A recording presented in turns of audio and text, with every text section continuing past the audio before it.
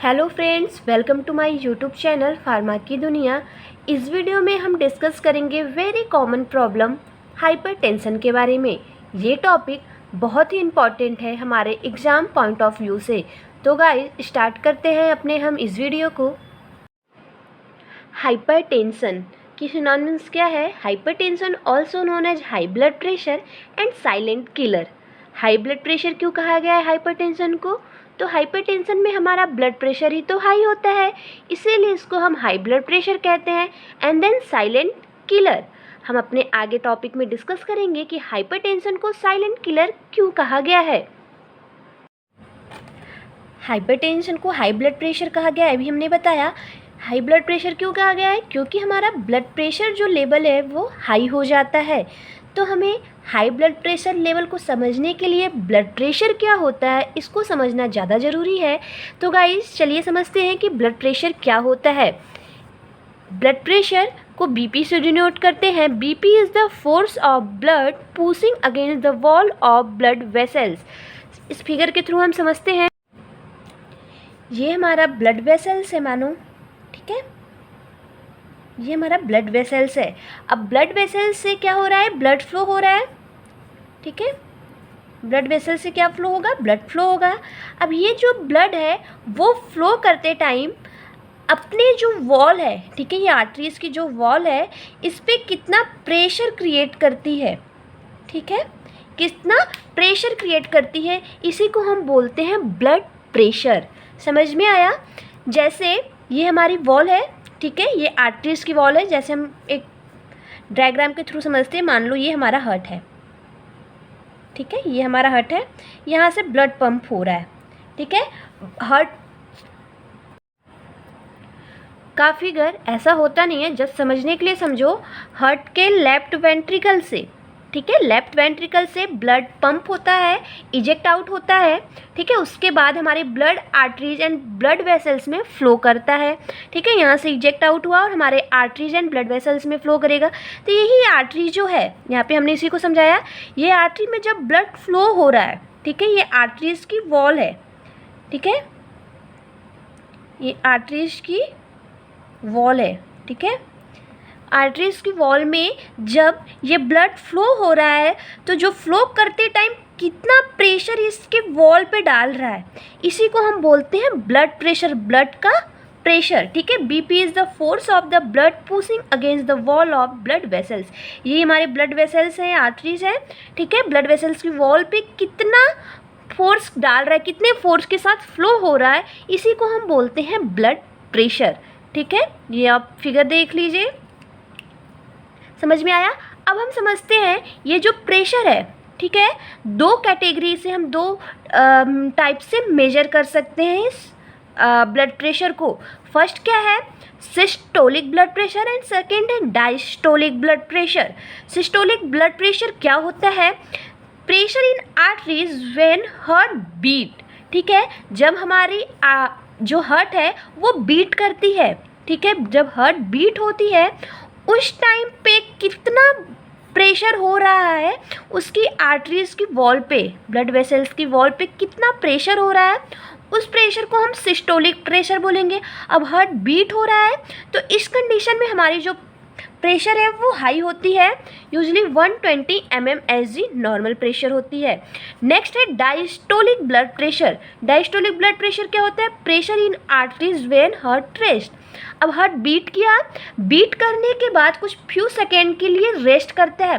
दो बीट के बीच में, दो बीट हो रहा है उसके बीच में रेस्टिंग टाइम होता है।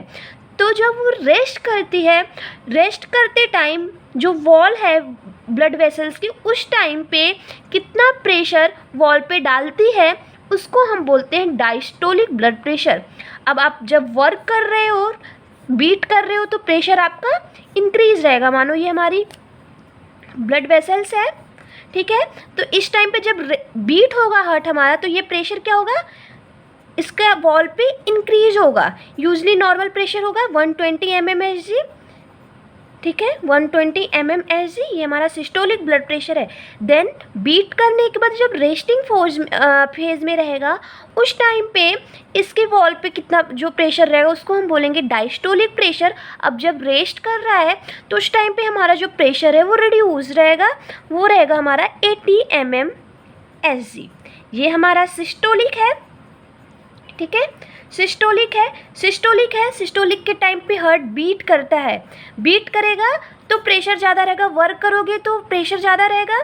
देन ये क्या है, डायस्टोलिक है, डायस्टोलिक है। इस टाइम पे क्या होता है, हार्ट रेस्ट करता है, ठीक है, बीट के दो बीट हो उसके बीच में हार्ट हमारा रेस्ट करता है, उस टाइम जो प्रेशर रहता है वॉल पे उसको diastolic blood pressure. And then जब बीट करता है उस टाइम पे वॉल पे जो प्रेशर रहता है उसको हम सिस्टोलिक ब्लड प्रेशर बोलते हैं। ये होप करती हूँ समझ में आपको आया होगा।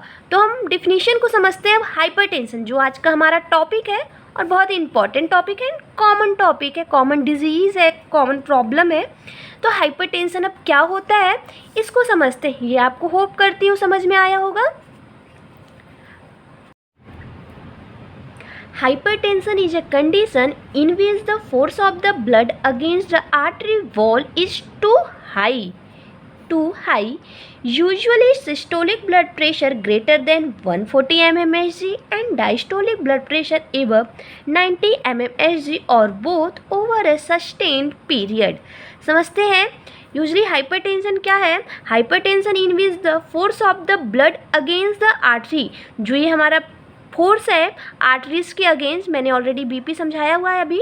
तो ये जो फोर्स है वो क्या हो, यूजुअली इज टू हाई, ये नॉर्मल से बहुत ज़्यादा हो।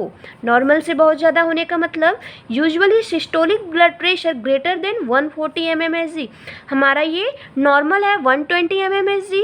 अब ये नॉर्मल से हाई हो, ठीक है, 140 mmHg से अगर हमारी सिस्टोलिक ब्लड प्रेशर जो है वो हाई है and diastolic blood pressure 90 mmHg, ठीक है, से हाई है, तो वो कंडीशन हमारा हाइपरटेंशन है।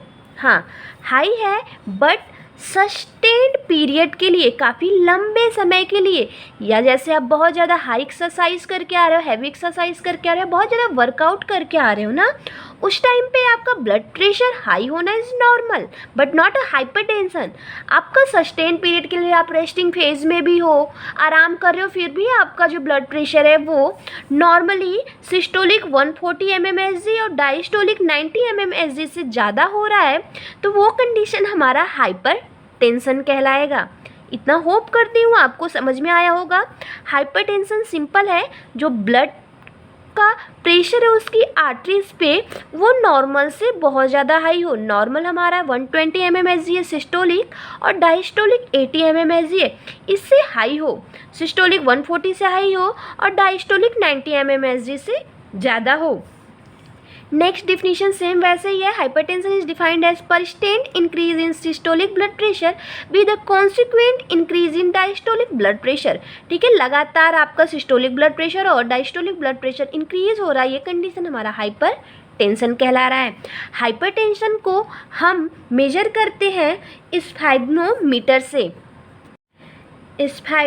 स्फैग्मोमैनोमीटर से। अब इसको मेजर करने का है, अगर कोई बहुत ज़्यादा एक्सरसाइज करके आ रहा है ना, वर्कआउट करके आ रहा है, दौड़ के आ रहा है, रनिंग किया हुआ है, उस टाइम पे अगर आपने बीपी मेजर किया ना तो वो हाई बताएगा, बट वो हाइपरटेंशन नहीं है। हाइपरटेंशन का मतलब है ना कि आप रेस्ट भी कर रहे हो, प्रॉपर आराम कर रहे हो, फिर भी आपका जो ब्लड प्रेशर है वो हाई हो, वो कंडीशन हमारा हाइपरटेंशन है। तो स्फैग्मोमैनोमीटर से हम यूजली बीपी मेजर करते हैं, ब्लड प्रेशर मेजर करते हैं।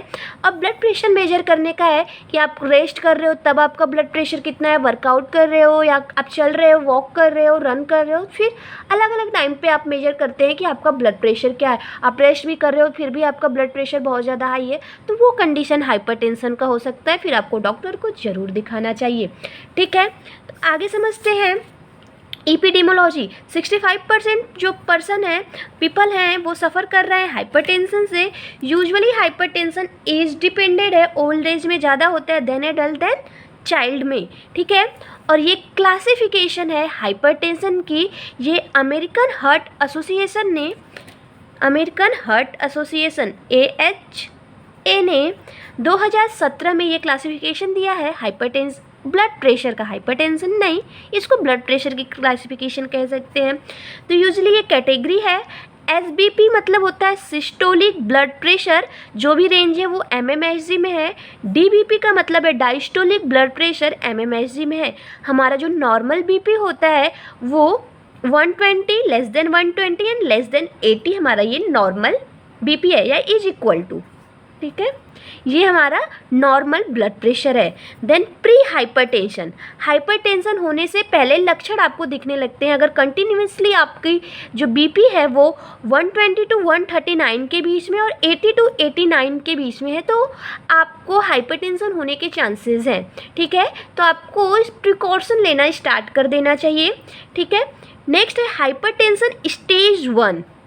अब ये स्टेज हमारा डेंजरस है। इस स्टेज में हमें डॉक्टर से एडवाइस लेना ज़रूरी होता है। इस स्टेज में क्या होता है, हमारा जो बीपी है 140 से ज़्यादा होता है, 140 टू 159, और डायस्टोलिक क्या है 90 टू 99। डॉक्टर से एडवाइस लेने वाली स्टेज आ गई। अब हमारा क्या है hypertension stage 2, more dangerous stage है ये। अभी डॉक्टर से एडवाइस लें और जो वो एडवाइस दे उसको प्रॉपर आप लोग फॉलो करें।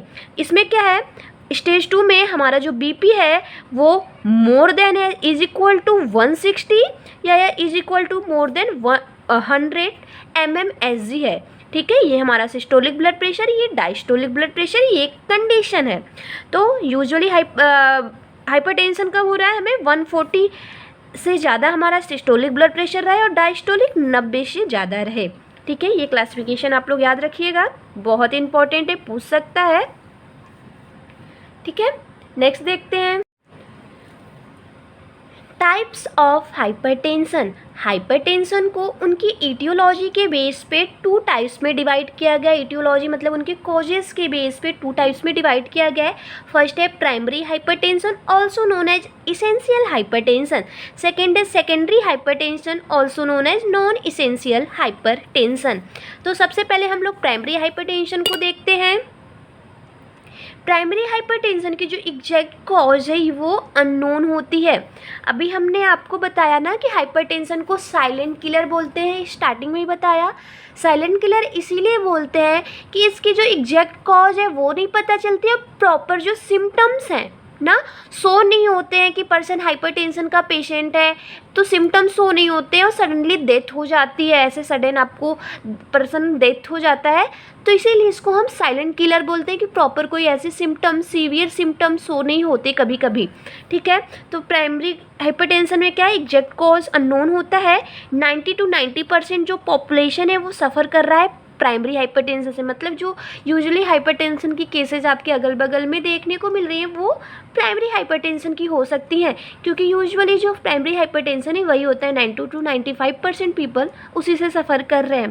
प्राइमरी हाइपरटेंशन की एग्जैक्ट कॉज तो अननोन है, बट कुछ रिस्क फैक्टर हैं तो उनको डिस्कस कर लेते हैं। पहला क्या है, जेनेटिक और फैमिली हिस्ट्री, ठीक है। अगर भाई आपके घर में किसी को है ना, दादी को है, दादा को है, मम्मी को, पापा को है, तो आप में होने के चांसेस थोड़े ज़्यादा हो जाते हैं। लाइफ स्टाइल, आपका लाइफ स्टाइल ना बहुत ही बेकार है, आप इनएक्टिव हैं, बहुत ही ज़्यादा आरामदायक ज़िंदगी व्यतीत कर रहे हैं, बहुत ज़्यादा स्ट्रेस ले रहे हैं। ओबेसिटी तो बहुत सारे डिजीज़ की रीज़न है ना, ओबेसिटी है, टोबैको खा रहे हो, सॉल्ट का कंजप्शन ज़्यादा कर रहे हो, अल्कोहल, अनहेल्दी डाइट ले रहे हो, ठीक है, डाइटरी हैबिट्स हैं, इसकी वजह से भी प्राइमरी हाइपरटेंशन कॉज हो सकता है। एज रिस्पॉन्सिबल होता है, यूजली ओल्ड एज के पर्सन को ज़्यादा होता है। एंड मेटाबॉलिक डिसऑर्डर, ऐसे डिसऑर्डर हों जिनकी वजह से मेटाबॉलिक डिसऑर्डर हो, इनकी वजह से भी हाइपरटेंशन कॉज हो सकता है। नेक्स्ट हमारा क्या है, secondary hypertension.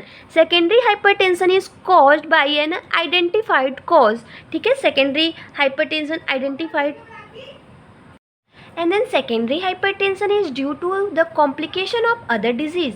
Usually secondary hypertension नाम से ही क्लियर है, सेकेंडरी रीजन रिस्पॉन्सिबल हो, सेकेंड रीजन रिस्पॉन्सिबल हो हाइपरटेंशन कॉज होने में, ठीक है। सेकेंडरी रीजन रिस्पॉन्सिबल है लाइक प्रेगनेंसी हुआ, प्रेगनेंसी के टाइम में बहुत ज़्यादा स्ट्रेस लेना, बहुत हार्मोनल इम्बैलेंस होता है, उसकी वजह से हाइपरटेंशन कॉज हो जाए।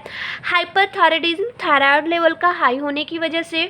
कोजिंग सिंड्रोम मतलब ओवर प्रोडक्शन ऑफ ग्लूकोकॉर्टिकॉइड्स होने की वजह से, या किडनी की इम्पेयरमेंट होने की वजह से हमारा जो है हाइपरटेंशन कॉज हो रहा है, वो हमारा सेकेंडरी हाइपरटेंशन होगा। मतलब कोई secondary complication, secondary disease responsible है हाइपरटेंशन कॉज होने में। नेक्स्ट देखते हैं इसकी ईटियोलॉजी, ठीक है। ऑल दो the exact cause of hypertension is not known, exact cause जो है वो नॉट नोन है, बट वेरियस रिस्क फैक्टर में contribute include, various risk factor हैं। पहला है high salt intake in diet, ठीक है। सोडियम का इनटेक ज़्यादा लेने की वजह से, नमक ज़्यादा खाने की वजह से आपकी डाइट में हो सकता है हाइपरटेंशन ट्रिगर हो, ठीक है। अगर आपको हाइपरटेंशन है तो आप सोडियम का डाइट जो है, सॉल्ट इंटेक कम करें। स्मोकिंग करने से, smoking and alcohol injurious for health, ठीक है। बहुत ज़्यादा स्ट्रेस देने की वजह से, या बहुत ज़्यादा इमोशनली स्ट्रेस हो उसकी वजह से। बीइंग ओवरवेट, बहुत ज़्यादा आपका वेट है, सरफेस एरिया बहुत ज़्यादा है, तो ब्लड बहुत ज़्यादा प्रेशर के साथ फ्लो हो सकता है, उस कंडीशन में हाइपरटेंशन हो सकता है, ठीक है। ओवरवेट होना।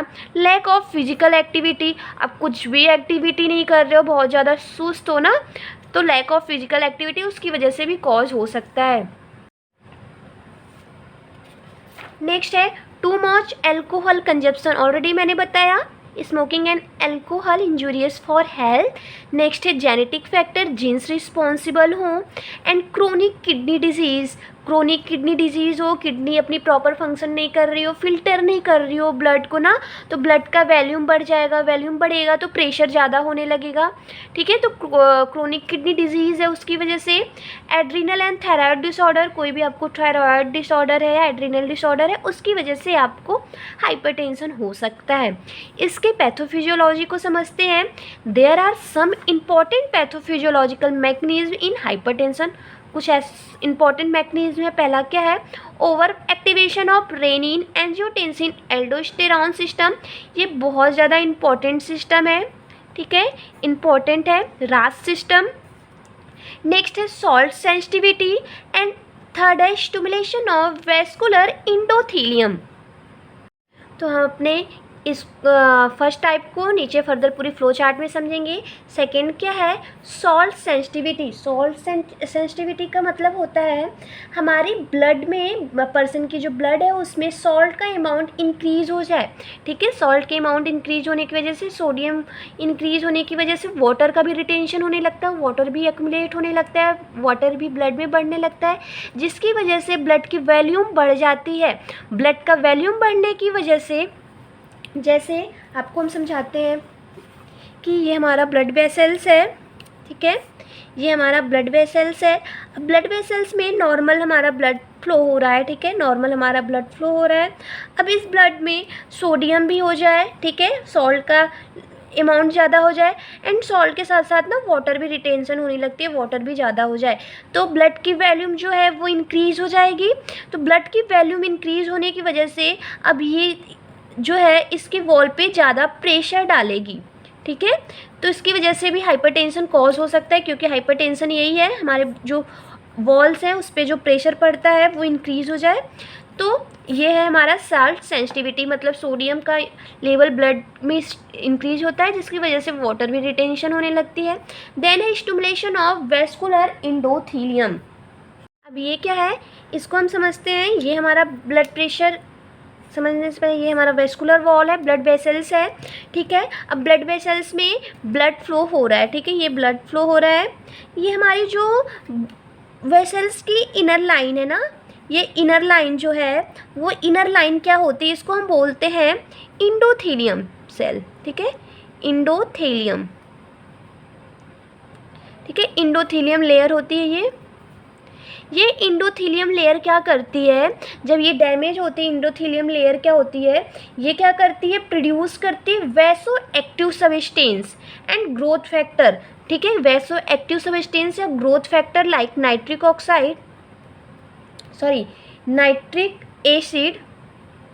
Acid not oxide and endothelin, thelin, ये हमारी ग्रोथ फैक्टर्स हैं, इनको प्रोड्यूस करती है, ये क्या करते हैं, ये जो केमिकल्स हैं, ये हमारे जो ग्रोथ फैक्टर हैं इस ब्लड वेसल्स को नैरो करते हैं। अब ये जो हमारी ब्लड वेसल्स में इतनी स्पेस है ना, ये हमारे ल्यूमेन है, ये हमारी ब्लड वेसल्स ऐसी होती है, ठीक है, ये इतनी स्पेस है। अब इस स्पेस को ये क्या करते हैं, रिड्यूस कर देते हैं। यहाँ पे कुछ ऐसे सबस्टेंस ग्रोथ फैक्टर रिलीज होते हैं जिससे अब ये हमारा जो ब्लड वेसल्स है वो उसकी जो ये नैरो हो गया। अब हमारा जो ब्लड इतने में फ्लो हो रहा था अब सिर्फ इतने में जाएगा। जब इतने में फ्लो होगा तो ये इसके वॉल पे हमारा प्रेशर ज़्यादा क्रिएट करेगा। इसी को हम बोलेंगे स्टिमुलेशन ऑफ वेस्कुलर इंडोथीलियम की वजह से हमारा ब्लड प्रेशर का हाई होना। इसमें हमारा जो इंडोथीलियम लेयर है वो स्टिमुलेट हो जाता है। समझ में आया? ये हमारा नॉर्मल हमारा ये ब्लड वेसल्स है, ये हमारा इंडोथीलियम लेयर, इसके नीचे वाली लेयर इंडोथीलियम लेयर है, ठीक है, ये वाली लेयर इंडोथीलियम लेयर है। अब क्या करती है, वे vaso active and growth factors substance को रिलीज करती है like nitric oxide and endothelin. Then अब इसका जो ब्लड वेसल्स है ये क्या होगा, अब ये नैरो हो जाएगा। अब ये एक्यूमुलेट यहाँ पे सबस्टेंस ये अब नैरो हो जाएगा। अब जो ब्लड हमारा इतने में पूरा फ्लो हो रहा था ना, आराम से ईजिली फ्लो हो रहा था, अब सिर्फ इसको इतने में ही फ्लो होगा। अब इतने में फ्लो होगा तो अमाउंट ब्लड का उसके वॉल में ब्लड वेसल्स में ज़्यादा रहेगा तो ये प्रेशर क्रिएट करेगा, ठीक है। तो हमारी स्टिमुलेशन ऑफ वेस्कुलर इंडोथीलियम, इसका स्टिमुलेशन हो जाता है, ये कॉन्ट्रैक्ट हो जाता है, जिसकी नैरो हो जाता है, जिसकी वजह से वॉल पे प्रेशर इंक्रीज होता है और हाइपरटेंशन कॉज होता है, ठीक है। और हम अपने पहले सिस्टम को थोड़ा डिटेलिंग में पढ़ते हैं क्योंकि बहुत ज़्यादा इंपॉर्टेंट ऑलरेडी मैंने बताया। ओवर एक्टिवेशन ऑफ रास लीड्स टू वैसो कॉन्स्ट्रिक्शन करता है and retention of sodium H2। ये वाले में ये दोनों भी आ जाएंगे, इजली समझ जाओगे। Which increase blood pressure and leads to hypertension, ये क्या करते हैं, ब्लड प्रेशर को इंक्रीज करते हैं और हाइपरटेंशन कॉज करते हैं, हाइपरटेंशन की तरफ बढ़ते हैं। पहला क्या है, एंजियोटेंसिन। एंजियोटेंसिन प्लाज्मा प्रोटीन होता है, ध्यान से समझिएगा। एंजियोटेंसिन एक प्लाज्मा प्रोटीन होता है जो कि लीवर से रिलीज होता है, ठीक है। एंजियोटेंसिन प्लाज्मा प्रोटीन है जो कि लीवर से रिलीज होता है, सिक्रीट होता है, प्रोड्यूस होता है with the help of renin. Renin कहाँ से होता है, GJ cells of kidney, just a glomerular cell of kidney से प्रोड्यूस होता है। With the help of renin ये एंजियोटेंसिन फर्स्ट में कन्वर्ट होता है, ठीक है। Angiotensin first with the help of ACE, angiotensin converting enzyme के हेल्प से एंजियोटेंसिन सेकेंड में कन्वर्ट होता है। अब यही एंजियोटेंसिन सेकेंड क्या करता है, जब एंजियोटेंसिन सेकेंड आपकी बॉडी में प्रोड्यूस हो जाएगा, बन जाएगा, तो ये क्या करता है, वैसो कॉन्स्ट्रिक्शन करता है। वैसो कॉन्स्ट्रिक्शन का मतलब हमारा जो ब्लड वेसल्स है, ये हमारा जो ब्लड वेसल्स है, ये नॉर्मल ब्लड वेसल्स है, इसको कॉन्ट्रैक्ट करके इस ब्लड वेसल्स को ऐसा बना देगा। यह है वैसो कॉन्स्ट्रिक्शन, मतलब नैरो कर देगा, ठीक है। वैसो कॉन्स्ट्रिक्शन करेगा तो ब्लड प्रेशर इंक्रीज होगा। अब भाई अगर हमें नॉर्मल पानी, ऐसे पाइप समझ लो, पाइप से नॉर्मल पानी जा रहा है, फ्लो हो रहा है ना, अब पाइप को सिकोड़ दो, दबा दो तो प्रेशर इंक्रीज हो जा रहा है। देन वैसे ही अब ये क्या करेगा, नैरो हो गया, तो जिससे इसकी जो वॉल है उस पर प्रेशर इंक्रीज हो जाएगा, ठीक है, इसकी वॉल पे प्रेशर इंक्रीज हो जाएगा। तो वैसो कॉन्स्ट्रिक्शन हुआ, ब्लड प्रेशर इंक्रीज हुआ, हाइपरटेंशन कॉज होगा। सेकेंड क्या है, सोडियम और वाटर का रिटेंशन होगा। सोडियम वाटर का रिटेंशन होगा तो क्या होगा, ब्लड वॉल्यूम इंक्रीज होगा। अब देखो, जैसे नॉर्मली हमारा ब्लड वेसल है, ठीक है,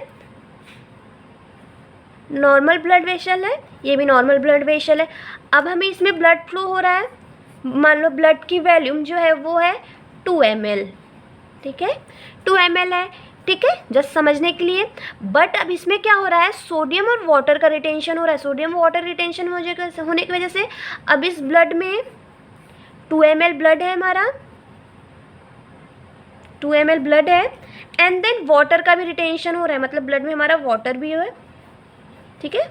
मान लो 1 ml वाटर है हमारा, तो टोटल वैल्यूम यहाँ पे कितनी है, 2 ml ही है, तो ये प्रेशर नहीं क्रिएट करेगा, ईजिली फ्लो होगा।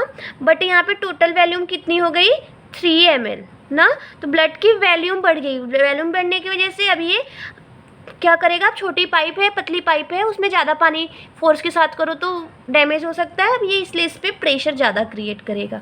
ठीक है, ब्लड वॉल्यूम इंक्रीज होगा, देन ये हाइपरटेंशन कॉज करेगा। ठीक है, उसके बाद इंक्रीज होगा एल्डोस्टेरॉन रिलीज। ठीक है, एल्डोस्टेरॉन की रिलीज इंक्रीज हो जाएगी। और एंजियोटेंसिन सेकेंड जो है वो एमिनो पेप्टिडेज की हेल्प से एंजियोटेंसिन थर्ड में कन्वर्ट होता है। एंजियोटेंसिन थर्ड एंजियोटेंसिनेज की हेल्प से इनएक्टिव फ्रेगमेंट में बदलता है। ये है हमारा नॉर्मल रास सिस्टम, बहुत इंपॉर्टेंट है। होप करती हूँ समझ में आया होगा। सिम्टम्स को डिस्कस करते हैं। Sometimes high blood pressure does not cause any symptoms but some patient experience symptoms like. Sometimes क्या होता है, हाई ब्लड प्रेशर कोई सिम्टम्स नहीं कॉज करता। ठीक है, नॉट कॉज एनी सिम्टम्स, इसीलिए इसको साइलेंट किलर बोलते हैं। ऑलरेडी मैंने बताया हुआ है ना कि hypertension also known as silent killer, क्योंकि कोई सिम्टम्स हो नहीं कर रहा है, पता ही नहीं चलेगा हाइपरटेंशन का पेशेंट, हाई ब्लड प्रेशर हुआ है एंड उसकी डेथ हो जानी है, तो इसी को कहते हैं silent killer. But some patient experience symptoms like, but कुछ पेशेंट हैं जो कि सिम्टम्स को एक्सपीरियंस करते हैं, लाइक सीवियर हेडेक होना, सीवियर एंजाइटी घबराहट होना, सांस लेने में problem, shortness of breath, confusion बहुत ज़्यादा कंफ्यूज होना, डिजनेस चक्कर आना, टायर्डनेस थकान होना, चेस्ट पेन होना, नोजिया एंड वोमिटिंग मिचली आना एंड उल्टी होना, एंड विजन चेंजेस, आपकी प्रॉपर दिखाई ना देना। ठीक है, धुंधला दिखाई देना, विजन चेंज होता है। ठीक है, अब इसकी डायग्नोसिस कैसे करेंगे। फर्स्ट क्या है, history collection and physical examination. History collect करेंगे, आपके रेस्टिंग टाइम पे कितनी बीपी है, आप एक्सरसाइज कर रहे हो तो आपकी बीपी कितनी है। ठीक है, 2-3 की आपकी हिस्ट्री कलेक्ट करेंगे कितना आपका बीपी है। एंड फिजिकल एग्जामिनेशन करेंगे आपका, फिर बीपी मेजरमेंट करेंगे। फिजिकल एग्जामिनेशन, आप कितने साल के हो, क्या है सब प्रॉब्लम्स आपके फैमिली में किसी को है कि नहीं, हिस्ट्री कलेक्ट करेंगे। देन बीपी मेजरमेंट करेंगे, ईसीजी करेंगे, इलेक्ट्रोकार्डियोग्राम। ठीक है, ईसीजी करने से इसको डायग्नोस करेंगे, डॉक्टर के पास जाएंगे तो यही सब करते हैं। हिस्ट्री आपकी फैमिली में किसी को है क्या। ठीक है, सबसे पहला क्वेश्चन, आपकी फैमिली में किसी को है क्या, आपकी एज क्या है, आपकी डेली रूटीन क्या है। ठीक है, बीपी मेजरमेंट, आप एक्सरसाइज करके आ रहे हो कितना हो रहा है, नॉर्मल रेस्ट कर रहे हो कितना हो रहा है, ये डायग्नोसिस है। फिर ट्रीटमेंट, नॉन फार्माकोलॉजिकल ट्रीटमेंट में लाइफ स्टाइल को मॉडिफाइड कर लो, अपने आप बीपी कंट्रोल में हो जानी है। क्या लाइफ स्टाइल को मॉडिफाइड करना है, कैसे, फिजिकल एक्टिविटी करो, थोड़ा वर्क करो, हार्ड वर्क करो, आराम नहीं करो, डाइटरी सोडियम रेस्ट्रिक्शन, सॉल्ट का रेस्ट्रिक्शन, आपके डाइट में नमक नहीं लो, वेट रिडक्शन करो, वेट लॉस करो, स्मोकिंग को और अल्कोहल कंजप्शन को अवॉइड करो, स्ट्रेस को मैनेज करो और ऐसी डाइट लो जो कि हाइपरटेंशन को स्टॉप कर सके।